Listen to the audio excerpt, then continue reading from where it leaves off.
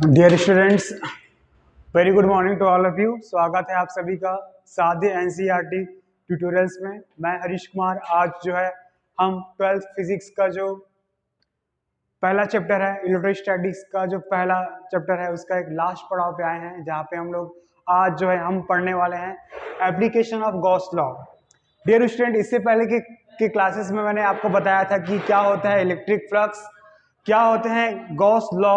इन दोनों टॉपिक के बारे में, इन दोनों टॉपिक के कंसर्न में हमने डेफिनेशन, इसके एसआई यूनिट्स, फिजिकल डायमेंशन और whether it is scalar or vector quantity, ये सारी चीजें और इसके जो कुछ कुछ मैथमेटिकल एक्सप्रेशन थे वो हालांकि हमने पिछले वीडियो में बना के रखा है। पर यदि आपको वो सारी चीजें कंसर्न नहीं है तो मैं चाहूंगा कि पहले आप वो जो दोनों टॉपिक के रिलेटेड जो वीडियो हमने बनाए थे पिछले वीडियो में वो आप जाके देखें। अदरवाइज आज जो हमने पढ़ने वाले हैं application of Gauss law.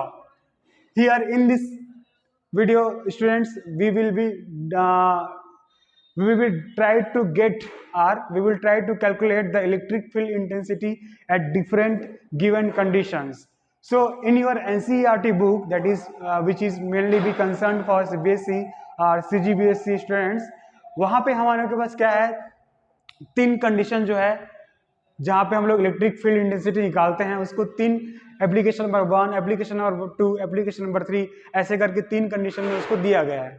One by one dear student we shall discuss क्या होता है, कैसे निकालेंगे electric field intensity due to uniformly charged infinitely long straight wire, है ना। ये हमारा रहेगा पहला एप्लीकेशन। दूसरा एप्लीकेशन है to calculate the field due to uniformly charge infinite plane sheet. और तीसरा जो हमारा मेन जो ये रहता है, generally this is very most occurring question asked by the examiner in your 12th board, this is field due to uniformly charge thin spherical shell. तो समझते हैं वन बाय वन क्या होता है ये इन्फिनाइटली लॉन्ग स्ट्रेट वायर, और क्या होता है ये फाइनाइटली प्लेन शीट, और क्या होता है ये थिन स्फेरिकल शेल। पहले उस तीनों टर्म को एक जनरलाइज आपको एक कॉन्सेप्ट मैं दे देता हूं।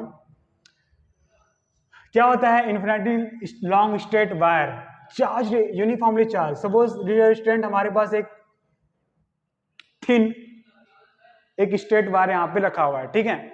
हमने इसको क्या कहा है यूनिफॉर्मली इन्फिनिटली। सपोज ये जो है किसी इन्फिनाइट पॉइंट से आया है और इन्फिनाइट पॉइंट पे जाके खत्म हो जाता है।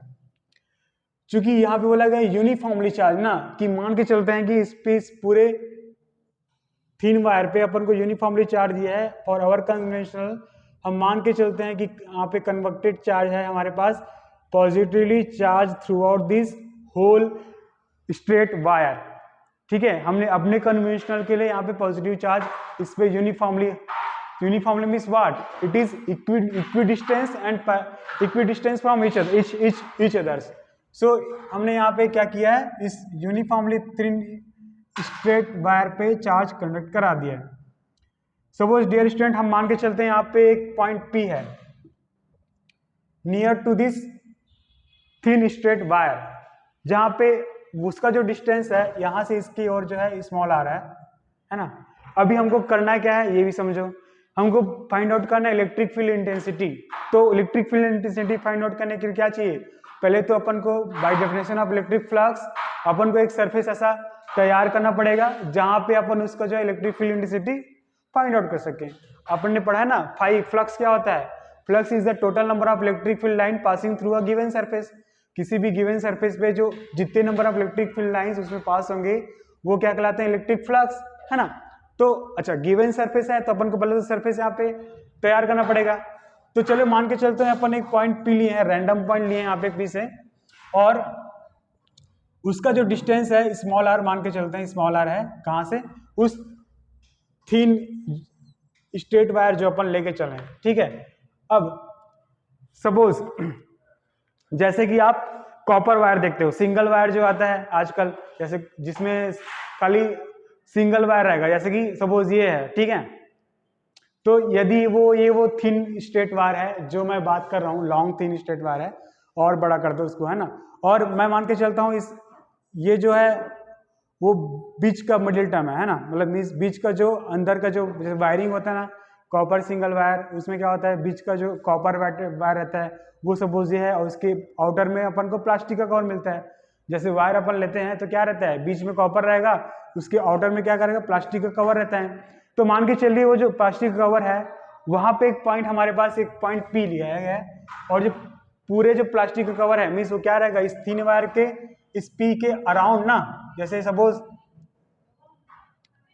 यहाँ थ्रू आउट इसका ये है, तो इसका जो पूरा अराउंड रहेगा वो क्या कहलाएगा, इसका प्लास्टिक कवरिंग है ना। मैंने प्लास्टिक कवरिंग को खाली ऐसा एक एग्जाम्पल पे के तौर पे आपको बताया है कि अपन यदि को सिंगल वायर्ड कॉपर लेते हैं उस पे जो आउटर मोस्ट जो वो रहते हैं क्या बोलते हैं प्लास्टिक कवरिंग, वो अपन मान के चले कि वो उस आउटर मोस्ट प्लास्टिक कवरिंग के पास हमारे पास एक पॉइंट है पी, स्मॉल पी, और उसका जो कवरिंग यहाँ पे ये दे गया। अपन को क्या डिफाइन करना है इसमें, चार्ज।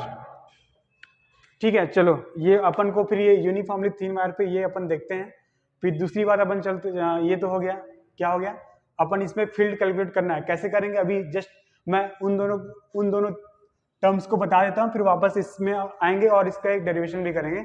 अभी हम समझते हैं क्या होता है uniformly charge infinite plane sheet. जैसे सेम हमने इस वाले में बात किया था, हमने वहां पे यहाँ पे क्या किया, हमने भी एक सिलेंड्रिकल लिया है। Cylindrical means this is nothing but depicted the reference to the thin wire only ना। तो अपन मान के चलो सिलेंड्रिकल को जो है बीच में से एक यूनिफॉर्मली शीट मींस ऐसा शीट जहाँ पे चार्जेस जो है यूनिफॉर्मली डिस्ट्रीब्यूटेड हो, वो चार्ज हमने वहां पे ले लिया है, और उसको हमने बीच से वहां पे उस वायर को यहाँ पे सपोज ये वो जो वायर अपन जो बात कर रहे थे थिन वायर वो है, और इसको बीच से काटा गया है किससे, uniformly charge uniformly infinitely plane sheet से अपन उसको काट दिए। तो ये अपन हमारे पास दूसरा कंडीशन रहेगा। यहाँ पे भी अपन को क्या निकालना है, इलेक्ट्रिक फील्ड इंटेंसिटी क्या होगा, ये कहाँ से, पहला से इस वाले में क्या होगा, अपन को भी यहाँ पे भी इलेक्ट्रिक फील्ड इंटेंसिटी निकालना है दूसरे वाले में। ठीक है, तीसरे वाले में क्या है, here we to calculate the field due to uniformly charge thin spherical shell. किसी भी स्फेरिकल सेल पे यदि चार्ज डिस्ट्रीब्यूटेड बटा हुआ है ना, तो हमको फाइंड आउट क्या करना है, किसी भी एक पॉइंट O से यदि उस चार्ज का जो डिफरेंस है सपोज कैपिटल R है, और एक इसका एक आउटर मोस्ट गॉसियन सरफेस भी अपन लेंगे है ना, और उस पे उसका क्या वेरी करेगा, किस अलग अलग पॉइंट पे किस प्रकार से वेरी करेगा, वो अपन किस में देखेंगे, थर्ड केस में। ठीक है, चलिए पहली बात करते हैं अपन, पहला केस जो हमारा पहला एप्लीकेशन है जहाँ पे अपन को field due to uniformly charge infinite thin straight wire के लिए निकालना है। तो चलिए इस पे बात करते हैं, है ना। चलिए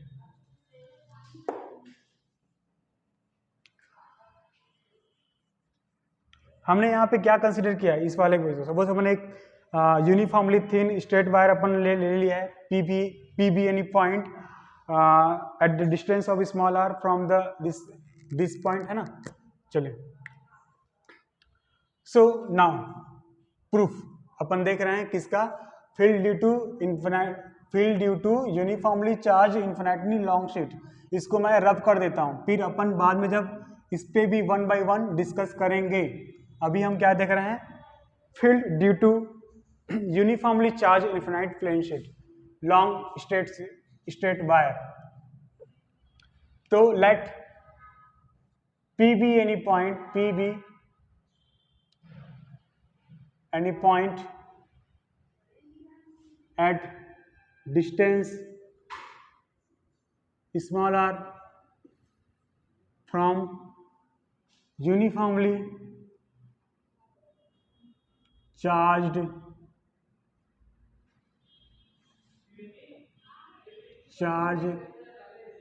long straight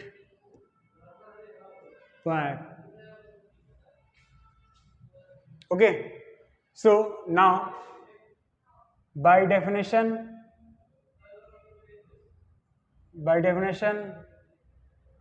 of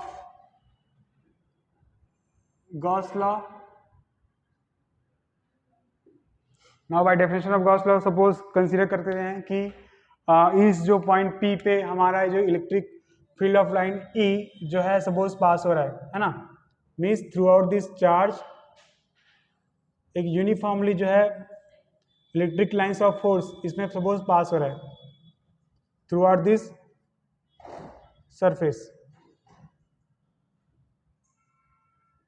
अच्छा, ये बात भी ध्यान रखिए कि स्मॉल आर दिया है, अच्छा इन्फिनिटली दिया है, इसका मतलब ये नहीं कि ये स्वर्ग से है, ये पाताल लोक से है। इसका मतलब ये है कि हमारे पास एक ऐसा स्टेट बार है जो कि उस पॉइंट P यदि किसी पॉइंट P पे यदि इसका डिस्टेंस स्मॉल आर है तो उसके कंपेरेटिवली वो काफी बड़ा होगा, है ना। बड़ा होने से इसको अपन इन्फिनाइटली है, इसका मतलब आप ये कतई मत समझिएगा कि ये जो है इन्फिनाइटली मीन्स आपको अनंत से लेकर मिला है, ऐसा नहीं है। हमारे पास जो इसका जो डिस्टेंस है जहां से वो आया है ना, उसका जो सपोज डिस्टेंस मान के चलिए कुछ है सपोज स्मॉल p, वो काफी ग्रेटर होगा किससे, r से, मीन्स उसके कंपैरिजन में वो जो नेग्लिजिबल होगा, तभी उसको हम लोग इन्फिनाइट किए हैं। ठीक है, आप दूसरा सेंस मत निकालिएगा कि कहीं वो इन्फिनाइट या फिर स्वर्ग से पता लो, ऐसा तो नहीं गया, वैसा नहीं है। हमने क्या है इसको उस डिस्टेंस से आया है वो इस प्रकार कि उस किसी पॉइंट P से जो उसका डिस्टेंस है उसके कंपेयर में वो काफी बड़ा हो से सेंस उसका क्या निकलता है, इन्फिनाइट से। Infinite means doesn't mean from the infinity, है ना, that doesn't means. Okay, so here bye definition of Gauss law क्या कहता है कि किसी भी इस पे मतलब suppose Gauss law state that the total electric flux in out of a enclosed surface is what 1 by epsilon times the charges। हमने पिछले वीडियो में पढ़ा था। तो इसका एक Gauss law and electric flux हम क्या कर रहे हैं, इलेक्ट्रिक फ्लक्स और गॉस लॉ का एक जनरलाइज फॉर्मूला अपन यहाँ पे देख रहे हैं, वो है फाई जो टोटल है ना, इस टोटल इलेक्ट्रिक फ्लक्स जो है line integral of E phi d S which is what 1 by epsilon times the charge enclosed by the surface। तो ये हमारे पास एक जनरलाइज्ड एक फॉर्मूला निकल जाता है किसका, डेफिनेशन ऑफ गॉस लॉ और इलेक्ट्रिक फ्लक्स से। अच्छा, हमने पिछले वीडियो लेक्चर में डियर स्टूडेंट्स हमने ये भी देखा था कि सपोज मेरा जो हाथ है ना, ये जो मेरी हथेली है, सपोज कोई सरफेस है, तो इस सरफेस का जो सरफेस वेक्टर है वो हमेशा इसके परपेंडिकुलर होता है ना। यदि मैं इसको अलोंग एक्स एक्सिस लेता हूं तो इसमें जो एरिया, सपोज मेरा हाथ जो सरफेस है, सरफेस या कोई एरिया है ना, तो इसका जो एरिया वेक्टर या कहें सरफेस वेक्टर जो होगा वो इसके परपेंडिकुलर होता है ना, ये अपन को पता है।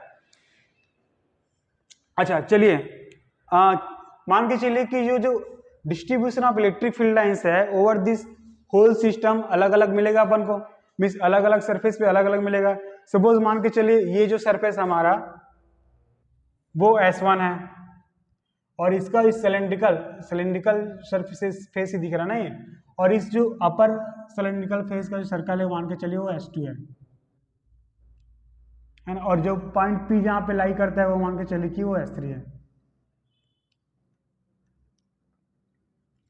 और let us consider that small r is a height of the cylindrical, अपन जो है स्मॉल l को जो है हाइट ऑफ दिस सिलेंड्रिकल मान के चलते हैं, ठीक है।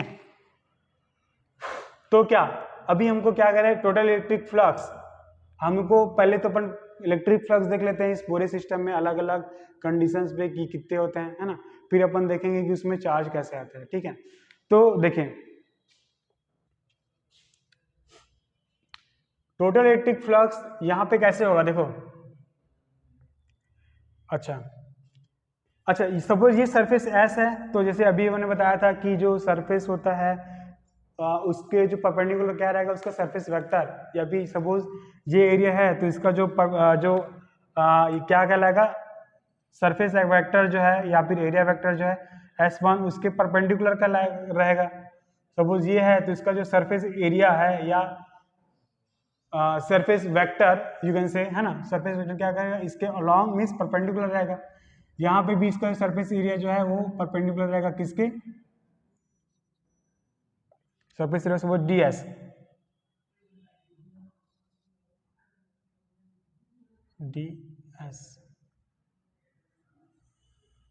S3।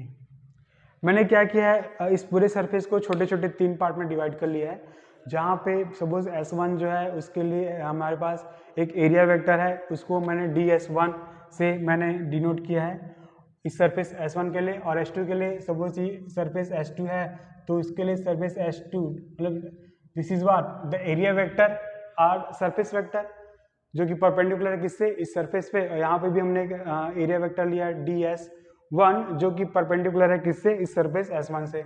यहाँ पे भी हमने सपोज क्या लिया है, सरफेस वेक्टर या एरिया वेक्टर लिया है जो कि परपेंडिकुलर है किससे, इस सरफेस से।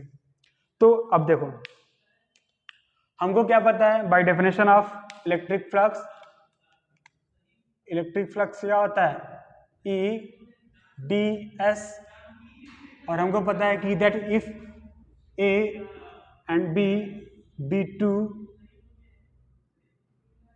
unit vector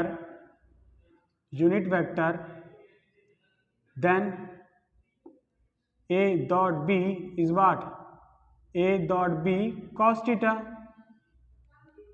डॉट में है तो cos थीटा होता है, यदि वही क्या होता है क्रॉस में होता है तो सपोज A क्रॉस B होता सपोज, है ना, दोनों मीटर का, तो ये क्या होता है A dot B sine theta. ठीक है। अच्छा हमारे पास E डॉट S है ना, और चूंकि हमको पता है कि इलेक्ट्रिक फ्लक्स का जो डेफिनेशन वो बाय डेफिनेशन अपन को पता है कि इलेक्ट्रिक फ्लक्स जो है स्केलर क्वांटिटी है, तो इस पे अपन जो है कैप नहीं ले रहा है ना, तो यहाँ पे क्या हो जाता है, ये क्या हो जाएगा, this is will be E/ds cos theta होगा ना, फाइव इलेक्ट्रिक फ्लक्स के डेफिनेशन से E/ds cos थीटा, जहाँ पे E और ds दोनों जो है वेक्टर हैं। अब समझिए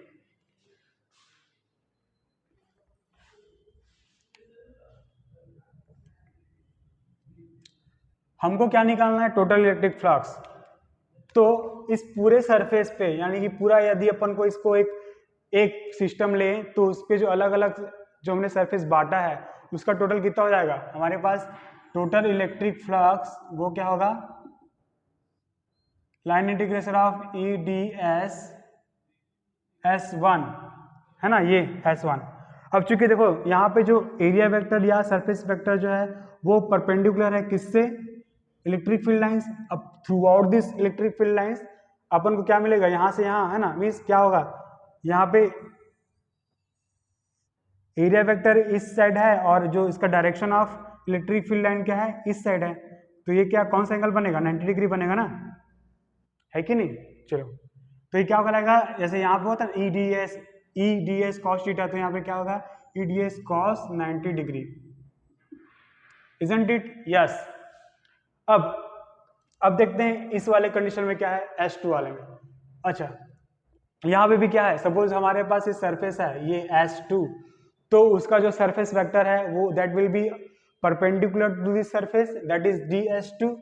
तो यदि इसका डायरेक्शन यहाँ पे गया है किसका, सरफेस वेक्टर का, और उस सरफेस का में जो इलेक्ट्रिक फील्ड लाइन पास होगा उसका डायरेक्शन कहाँ है, यहाँ से यहाँ आता है, यहाँ पे जो इलेक्ट्रिक फील्ड लाइंस का है, और ये क्या है अपना एरिया वेक्टर या सरफेस वेक्टर का, तो इन दोनों के बीच में एंगल कितना बढ़ रहा है, 90 डिग्री का। तो ये क्या हो जाएगा, for surface means line integration for surface S2 will be E/ds, है again it will be cos 90, isn't it, yes। अब इस वाले सरफेस पे इलेक्ट्रिक फ्लक्स क्या होगा, इस वाले सरफेस पे हमारे पास इलेक्ट्रिक फ्लक्स क्या होगा, सपोज हमने क्या लिखा है यहाँ पे, सपोज हमारे पास सरफेस S3 है, तो उस पे जो एरिया वेक्टर या सरफेस वेक्टर इसमें जो लगेगा that will be perpendicular to the electric field lines, not perpendicular to this surface, so the direction of surface is along this side, and also we have applied electric field along the same direction only. So here the angle between this area vector, or we can say surface vector and the applied electric field lines is along the same, so the angle will be 0. Okay, so what the total electric flux for the total electric flux will be again equals to the line integral of S3. This is what E ds cos 0. Okay, yes. Now we know that cos 0 is 1, cos 0 is 1 and cos 90 degree is what? 0. So this term and this term will be get cancelled. The only thing that we remains is that phi is equals to S3 E ds cos 0, or we can simply write it as a phi E ds. So total flux is this much. Now use this formula. Suppose this is equation number 1. Now put this value over here. What we get is line integration of E ds is what? 1 upon epsilon times the charged. 1 upon epsilon times the charge enclosed by it. Okay. So this will be,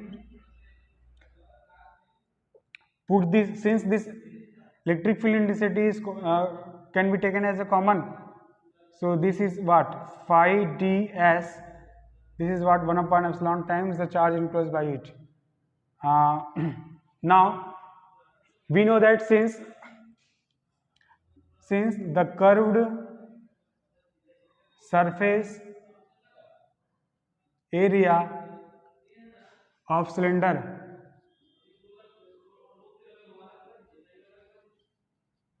is 2 pi RL, है ना, जहाँ पे क्या है? L जो है इसका height है, पूरे सिलेंड्रिकल का L जो है यहाँ पे हाइट है. Suppose this is S3, so electric field lines का डायरेक्शन और इसका DS3 will be along same direction ना.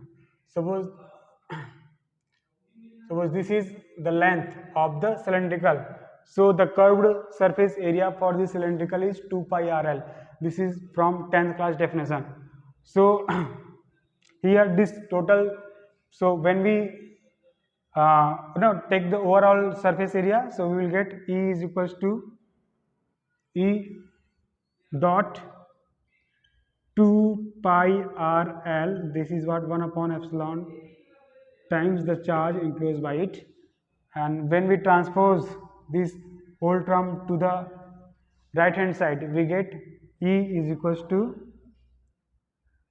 1 upon 2 pi RL 1 upon epsilon Q. This is what? E is equals to 1 upon 2 pi epsilon naught, है ना, RL Q. This is an expression for electric field intensity due to uniformly charged infinite long straight wire. Dear students, sometime examiner may ask you that find out the electric field intensity, है ना, due to this. अच्छा, suppose हमारे पास one more thing इस पे जो given रहेगा वो है क्या अपन जो है इलेक्ट्रिक फील्ड इंटेंसिटी जो है in the place in relation with the linear charge density, उस पे साथ भी अपन निकाल सकते हैं क्या? हाँ, निकाल सकते हैं. कैसे? क्योंकि अपन को पता है, क्या पता है कि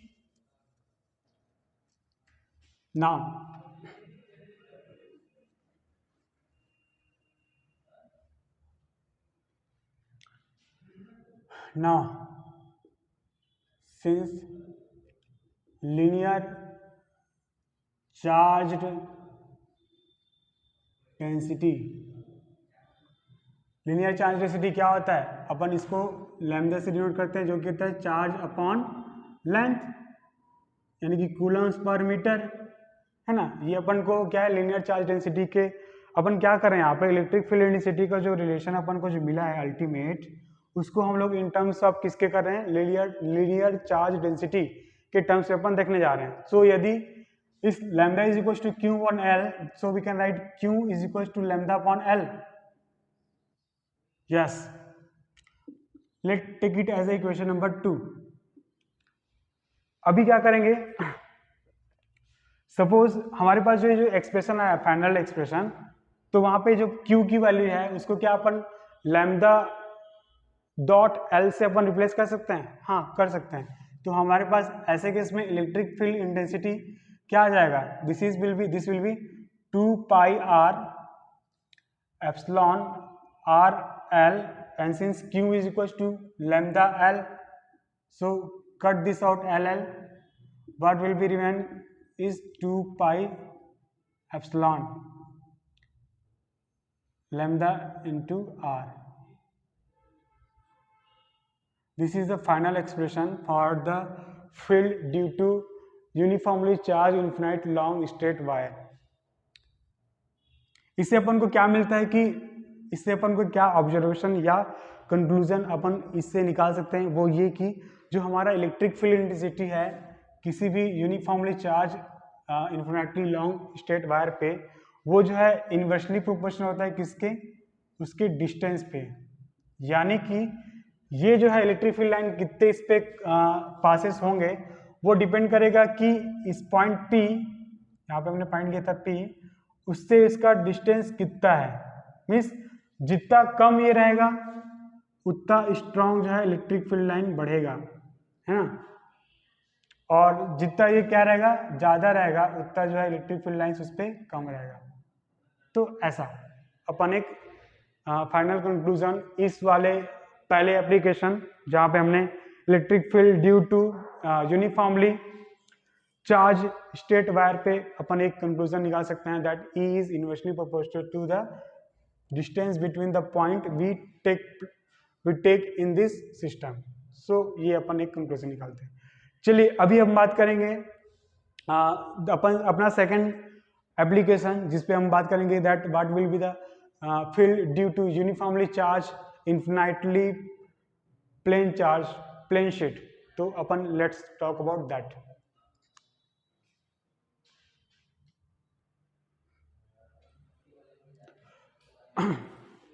डियर स्टूडेंट्स, अभी हम बात करने वाले हैं what this is application number 2, है ना, application number 2 for the Gauss law. So application number 2 for the Gauss law states that we have to calculate the field due to uniformly charged infinitely plane sheet. Suppose मान के चलिए हमारे पास जैसे पिछले condition में देखा था कि किसी भी स्ट्रेट वायर पे कैसे होता था, तो सपोज यहाँ पे वो भी सेम है, पर उस सपोज ये हमारे पास स्ट्रेट वायर है ना, इसको अपन किसी एक प्लेन से अपन यदि कट करते हैं, सपोज हमारे पास ये जो है यूनिफॉर्मली चार्ज प्लेन शीट है और इस जो स्ट्रेट वायर है उसको अपन इसके यहाँ से कैसे कट करते हैं, तो वो जो रिजल्टेंट बनेगा this is what nothing but this only. तो अभी ऐसे कंडीशन में इलेक्ट्रिक फील्ड इंटेंसिटी क्या होगा इस पे हम बात करने वाले हैं. Suppose let P be any point at distance of small r from this uniformly charged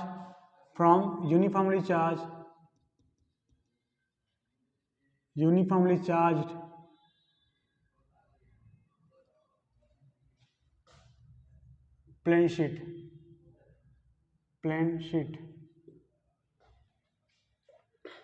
Suppose this is the distance small r from the point P.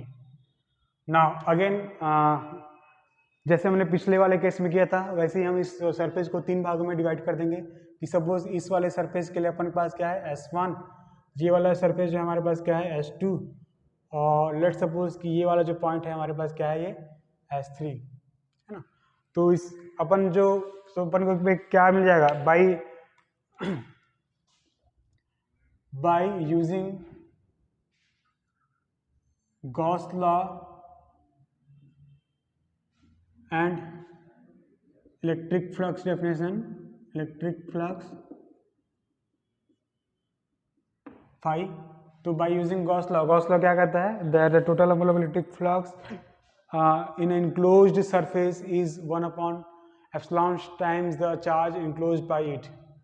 So this is what phi total is the total number of electric flux, है ना, enclosed by any surface in a vacuum is 1 upon epsilon times the charge enclosed by it. तो अपन के पास एक general formula जो अपन Gauss law और electric flux निकालते हैं वो ये हो गया, ठीक है। तो जैसे पहले हमने देखा था कि किसी भी सरफेस पे जो उसका सरफेस वेक्टर या किसी भी एरिया पे उसका जो एरिया वेक्टर जो होता है वो हमेशा परपेंडिकुलर होता है। तो हमारे पास क्या हो जाएगा, सपोज इलेक्ट्रिक फील्ड लाइन जो है इस डायरेक्शन पे अपन फ्लो कर रहे हैं, तो इसके लिए सरफेस वेक्टर क्या हो जाएगा, d S, so this will be along this side, है ना। और for surface S two, suppose this is surface S, so it's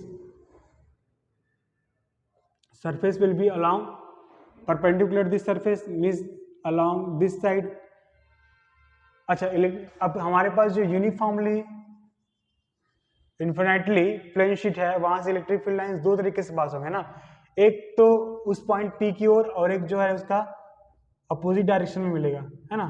तो यदि ये जो है सरफेस S1 के लिए देखा जाए तो इलेक्ट्रिक फील्ड लाइन जो है क्या है, इलेक्ट्रिक फील्ड लाइन और इस एरिया वेक्टर दोनों के बीच का एंगल कितना रहेगा, 0 रहेगा, है ना, क्योंकि both are along the same line.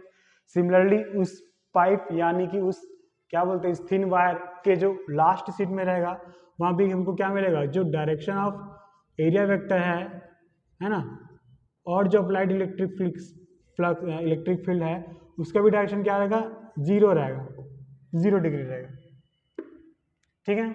पर ये जो अपन जो सरफेस S3 लिए हैं, S3 के लिए क्या होगा, इसका जो अप्लाइड एरिया वेक्टर रहेगा S3 DS3 that will be perpendicular to this point S3 and electric field applied to this surface will be along this x-axis. So if DS1 and DS3 is has a direction upside and this applied electric field has a direction along the x-axis, so this will form an angle of 90 degree. So this has an angle of 90 degree. Again जैसे हमने electric flux का जो definition था वहां से हमने जो value जो अपन को कॉस थीटा के टर्म में चाहिए रहेगा उसके लिए 1 by 1 क्या करेंगे, this total phi is what, phi 1 phi 2 and phi 3 means पहले यहाँ पे जो फ्लक्स रहेगा, यहाँ पे जो फ्लक्स रहेगा और यहाँ पे जो फ्लक्स रहेगा उसका जो सम होगा वो उस टोटल सिस्टम का फ्लक्स होगा, है ना। तो ये हो गया।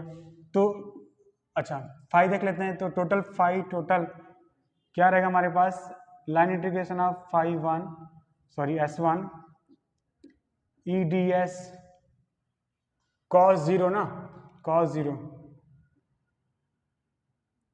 Plus line integration of this surface S2, again we have the angle between this area vector or we can say surface vector to this electric field line again is theta is equals to 0, तो यहाँ पे क्या हो जाएगा EDS cos 0। क्या होगा surface flux जो है सरफेस S3 पे क्या होगा, 90 डिग्री है ना, 90 डिग्री का एंगल फॉर्म कर रहा है, तो यहाँ पे क्या आ जाएगा ये EDS cos 90 डिग्री। अच्छा हमको पता है cos 0 is what, cos 0 is 1 and this is again 1 and cos 90 is 0, so this will become 0 since cos 90 is 0, cos 0 degree is 1. So ultimately we think have EDS plus EDS, this is 0 na, this term is 0, so this will be 2 EDS this total flux. Now put this value to this one. Let's say this is equation number 1. Then substituting the value of phi total to this. So पहले और third वाले term को आप देख लीजिए, तो वहां पे क्या निकल जाएगा अपने को 2EDS is what 1 upon epsilon naught times the total charge. So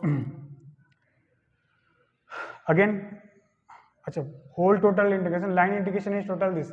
So here what will be the total means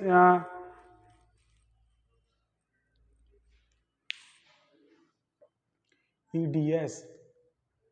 Let's say charge is again 2 pi r.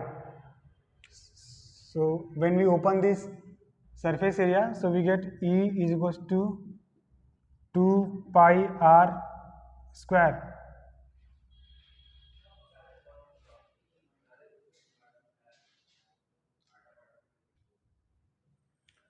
Here one correction, there is no need to find out this area, है ना? So we can simply write it as a this EDS.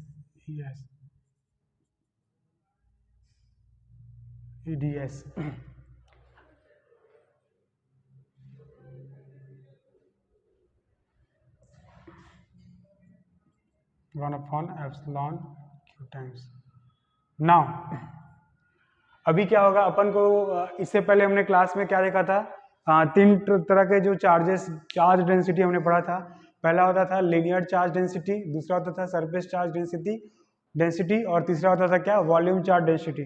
तो अपन क्या, यदि इस पूरे surface पे देखें तो सरफेस चार्ज डेंसिटी क्या होगा, sigma is equal to charge per unit the whole surface, है ना, unit charge per unit 1 unit surface.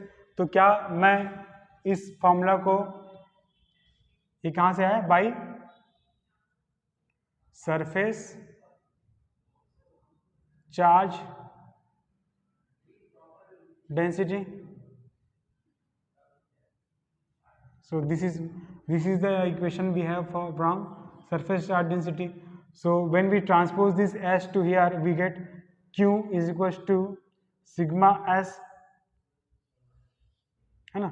Surface charge density is mainly be denoted by the terms known as sigma. It is read it out as a sigma. So put the value of Q over here. So we get 2E S is equals to 1 by epsilon, and which is what, QS. So in next step this S and S will get cancel out, बचेगा क्या हमारे पास 2E 1 upon epsilon, यहाँ पे sigma. This is what E is equals to, not this is not the resultant formula. This will again simplify, and it will be sigma 2 epsilon naught, or we can say sigma can be changed with the word. This is what you can also write it as a Q upon 2s epsilon E. Sometime examiner may ask you to give an expression for electric field in terms of surface charge density. So in such case you have to write it down this formula till this formula. Otherwise sometime they ask you to find out electric field intensity to uniformly charge infinitely plane sheet without using surface charge density. So this will be the final expression in such case. Now अभी अगले जो line है उसमें हम देखेंगे कि जो अपना अगला जो पार्ट है जिसमें अपन थर्ड एप्लीकेशन देखेंगे, जहाँ पे हम लोग ये देखेंगे कि what is the field due to uniformly thin spherical shell, है ना. किसी भी यूनिफॉर्म चार्ज पे थिन स्फेरिकल सेल पे उसका जो वेरिएशन जो रहता है किसका, इलेक्ट्रिक फील्ड का, वो कैसे बदलता है अपन अगले वीडियो में अगले इसके सीक्वेंस में बढ़ते क्रम में देखेंगे. ठीक है, तो चलिए.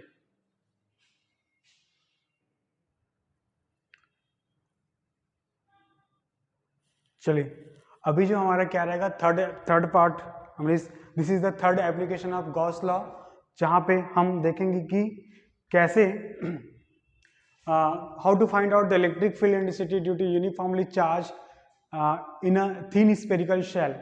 तो इस थिन स्पेरिकल शेल पे अपन को स्टडी करने के लिए अपन मान के चलिए कि 3 हमारे पास केसेस हैं। हमारे पास डियर स्टूडेंट्स जो मैंने ऐसे जो इमेजिनरी लाइंस बताया है वो हमारे पास क्या है, गॉसियन सरफेस, गॉसियन सरफेस। और जो डार्क में जो लाइन है ना, वो क्या है हमारे पास, let's say charge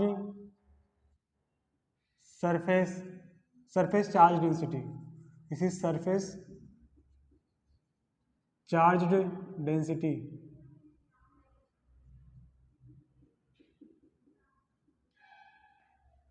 so one by one इस वाले केस में हम देखेंगे, इस वाले एप्लीकेशन में अपन देखेंगे कि क्या होगा जब जो हमारा स्मॉल आर है वो लेस देन होगा आर से, है ना। फिर हम देखेंगे क्या होगा जब जो हमारे पास जो आर है वो लेस होगा, means are you can say that small are is greater than capital R, है ना। This is this. और third and very last condition जहां पे हम पढ़ेंगे when small are is equals to capital R. So as you can say clearly that in case number one हमारे पास जो गॉसियन सरफेस है this is inside this surface charge density, means यदि हमारे पास सरफेस चार्ज डेंसिटी पे कोई charge है ना, सरफेस चार्ज डेंसिटी मीन्स क्या, this is Q upon L, means unit charge per unit length, है ना। तो यदि यहाँ पे हमारा गॉसियन सरफेस का जो रेडियस है हमारे पास क्या है, स्मॉल आर, और जो इस सरफेस चार्ज डेंसिटी का जो रेडियस है वो क्या है हमारे पास, capital R. So what if the case in where small are is less than capital R, in such case there will be no charge, है ना। In such case there will no charge because according to Gauss law क्या कहता है, it is the total flux enclosed by a surface in a vacuum is 1 upon epsilon times the charge carry by it, है ना, or charge enclosed by it. तो since this Gaussian surface is inside this surface charge density, so there will be no there will be no charge considered. So this will be phi is equals to line integration of phi e ds, since there is a no, since there is a no charge, क्योंकि possibility नहीं है ना, उस Gaussian surface में जितने अंदर आएंगे charge वो जो है एप्लीकेबल होगा किसमें, गॉस लॉ में। पर हम यहाँ पे क्या देख रहे हैं कि गॉसियन सरफेस जो है inside this surface charge density है, तो यहाँ पे जो चार्ज रहेगा वो 0 रहेगा, तो हमारे पास जो टोटल फ्लक्स है ना, यानी कि फाई जो बचेगा वो क्या कराएगा, 0 कहलाएगा when small are is less than equal to r. Okay, case 2, when small r is greater than small capital R, means the length of the means the radius of the Gaussian surface is greater than small r, capital R. So in such case what happens, we took the value of this is what is, this will be phi is equals to E ds line integration, this will enclose some charges, that is suppose this will be epsilon naught q0, and this is equals to E, this surface has, we know that the surface total curved surface for this spherical is 4 pi r square na, so this will be 4 pi r square, and this will be 1 by epsilon times charge it carries. Don't take it as a q0, just take it as a charge it carries. So this electric field intensity would be 1 upon 4 pi epsilon 0 charge upon r square. Okay, yes, this is the final expression for the electric field when small r is greater than capital R. Now consider the case 4th. this is the case third where small r is equals to capital R. So in such case what happens? In case 3,